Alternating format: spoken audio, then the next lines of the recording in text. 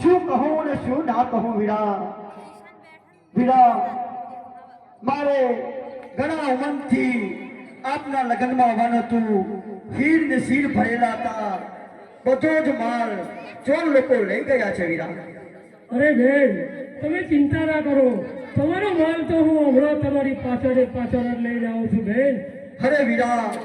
તમારે પીઠી ભરેલું અંગ છે અને ચોર લોકો ઘણા છે તમારે નથી જવું વીરા અરે બેન તમે ચિંતા ના કરો અરે રત્નાભાઈ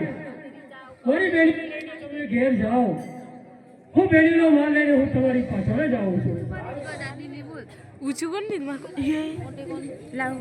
મન માન નખ્યા